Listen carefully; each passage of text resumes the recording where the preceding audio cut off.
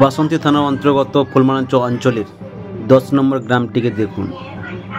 কলকাতা মানুষের থেকে গ্রামের মানুষদের যে সুইমিং পুল, সেই সুইমিং পুলগুলো দেখতে পাচ্ছি কীভাবে বাচ্চারা আজকে খেলা করছে।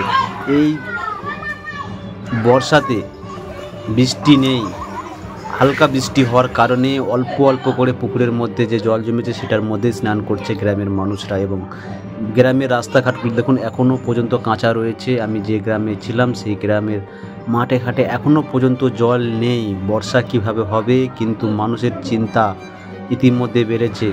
বর্ষা ঠিকঠাক হচ্ছে না, কিন্তু মানুষ দেখেছেন বসে আছে এবং বাঁধ কেটে জল নিয়ে এসে মানুষ চাষবাসের জন্য তোলা ফেলবে, সেই জমিকে ইতিমধ্যে চাষের যোগ্য তৈরি করে ফেলেছে।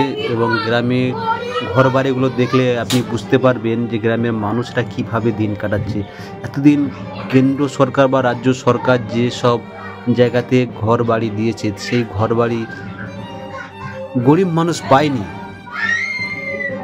এই বর্ষাতে মানুষ কিভাবে দিন কাটাচ্ছে দেখুন। বাড়ির মধ্যে প্লাস্টিকের ছাউনি এবং ছোট ছোট যে সমস্ত আরও ঘরগুলো রয়েছে জিনিসপত্র রাখার জন্য, হাঁস মুরগি এবং যে সমস্ত জিনিসগুলো আর কি মানুষের প্রয়োজনীয়, খড়ের ঘর এখনও পর্যন্ত আছে। এবং ঘরের মধ্যে যে গোবরের থাপ রাখা হয়েছে, সেই গোবরের থাপগুলোকে দেখতেই পাচ্ছ ইতিমধ্যে জ্বালানি করা যায়। বর্ষাতে সব জ্বালানি ভিজে গিয়েছে, নষ্ট হয়ে গিয়েছে এবং এইসব গরিব মানুষরা জ্বালবে কী করে। আমরা কলকাতার লোকদের আমি কথা চিন্তা করে দেখেছি যে কলকাতা থেকে গ্রামের মানুষরা কত যে কষ্টে, এবং ওদের কাছে হয়তো অর্থ রয়েছে, গ্রামের মানুষের কাছে অর্থ নেই। সেইটা যদি গ্রামের মানুষকে একটু ভালো করে থাকার ব্যবস্থা করে দেয়, এবং যে সমস্ত আমরা দুধ আমাদের লাগে খাই, সেই গরু কোথায় রয়েছে দেখুন, বাইরে থাকে, মানুষের থাকার জায়গা নেই। আর এইসব অবলা জন্তুগুলো কোথায় থাকবে এই বর্ষাতে? বৃষ্টিতে হয়তো প্রচুর কষ্ট গ্রামের মানুষের। সেই ভিডিও দেখলে আপনারা বুঝতেই পারছেন।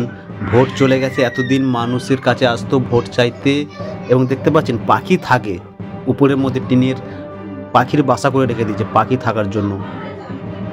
গ্রামের মানুষদের ঘরবাড়ির অবস্থা দেখুন এই বর্ষাতে কী পরিস্থিতিতে রয়েছে।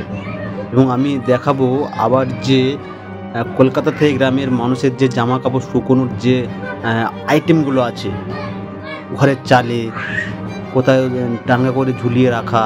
কলকাতার মানুষ তো বিন্দাস থাকে, ওদের কোনো ভোটের নিয়ে কোনো সমস্যা হয় না, কিন্তু গ্রামের মানুষের প্রচুর সমস্যা। ভোট আসলে মানুষের কাছে আসে রাজনৈতিক দল যে আমাদেরকে ভোট দিন, আমরা আপনাদের সমস্ত কাজ করব, কিন্তু ভোট শেষের পর কি করে, এটাই হচ্ছে এখন প্রশ্ন। ভিডিওটা ভালো লাগলে শেয়ার করবেন যাতে সরকারের কাছে সুযোগ সুবিধা পায় গ্রামের মানুষ।